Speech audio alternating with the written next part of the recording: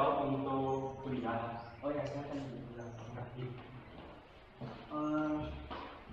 Cari laptop yang untuk apa? Untuk kuliah. Jadi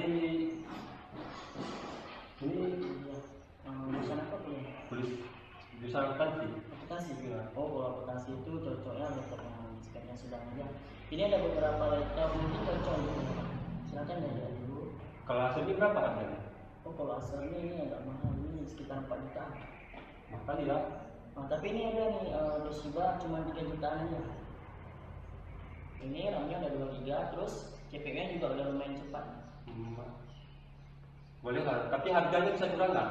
Oh, nggak bisa lah. Ini karena udah termasuk bonus seperti MOS, modem. Terus ini ada kita bayar PPN lagi nanti bang. Memang saya harus bayar PPN apa? Kan saya belum bayar pajak, jadi kenapa nggak bapak aja yang bayar PPN? Oh, nggak bisa gitu. Ini kan karena PPN itu dikenakan kepada si pembeli.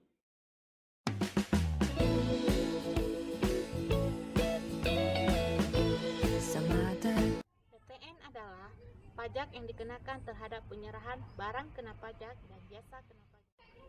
Ada 4 jenis BKP yang tidak dikenai PPN. Yang pertama, barang hasil tambang atau pengeboran. Yang kedua, barang kebutuhan pokok. Yang ketiga, makanan atau minuman yang disajikan di restoran dan hotel. Yang keempat, berupa uang, emas, dan surat berharga.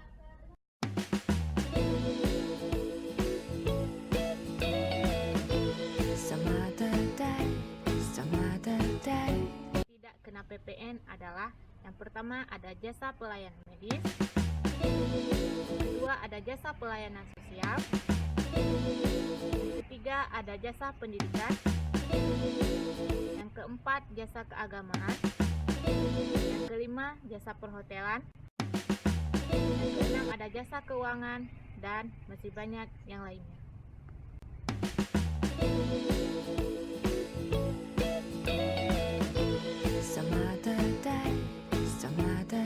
Tarif PPN terbagi atas 3 golongan.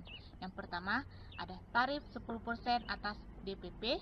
Yang kedua ada tarif 0% atas ekspor BKP berwujud, ekspor BKP tidak berwujud, dan ekspor JKP. Yang terakhir ada tarif umum lainnya yang dikenakan antara 5% sampai 15%. PPN-BM akan dijelaskan oleh rekan saya.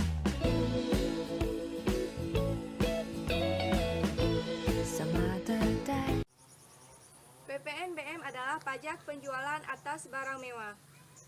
Objek PPN-BM ialah yang pertama, barang kena pajak yang tergolong mewah. Yang kedua, impor barang kena pajak yang tergolong mewah.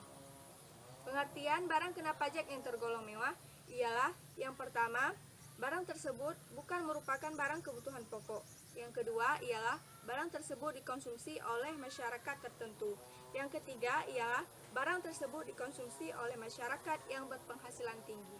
Dan yang keempat, barang tersebut dikonsumsi pada umumnya adalah hanya untuk menunjukkan status. Dasar pertimbangan pengenaan PPN-BM ialah yang pertama, untuk mengendalikan atau menyeimbangkan pembebanan antara konsumen yang berpenghasilan rendah dengan konsumen yang berpenghasilan tinggi. Yang kedua ialah untuk menekan konsumsi terhadap barang mewah. Yang ketiga ialah untuk melindungi produsen kecil atau tradisional. Yang keempat ialah untuk menjaga atau melindungi penerimaan kas negara. Dasar pengenaan PPN-BM ialah terhadap barang kena pajak yang tergolong mewah yang dilakukan oleh pengusaha yang menghasilkan barang kena pajak. Yang kedua ialah barang yang tergolong mewah dalam daerah pabean yang dalam kegiatan dan pengerjaannya. Yang ketiga ialah impor barang kena pajak yang tergolong mewah. Yang keempat ialah penyerahan PPN-BM ialah hanya satu kali pada waktu penyerahan barang kena pajak yang tergolong mewah yang dilakukan oleh pengusaha yang menghasilkannya atau pada waktu impor. Tarif PPN-BM ialah serendahnya 10% dan yang paling tinggi ialah sekitar 200%.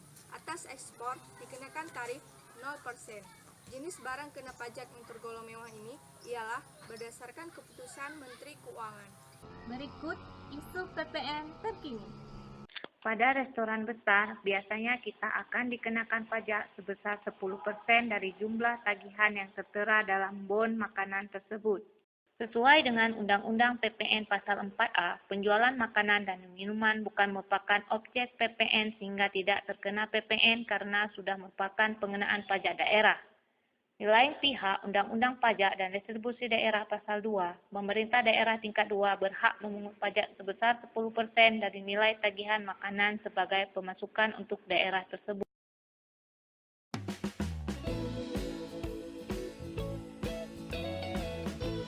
Some other day.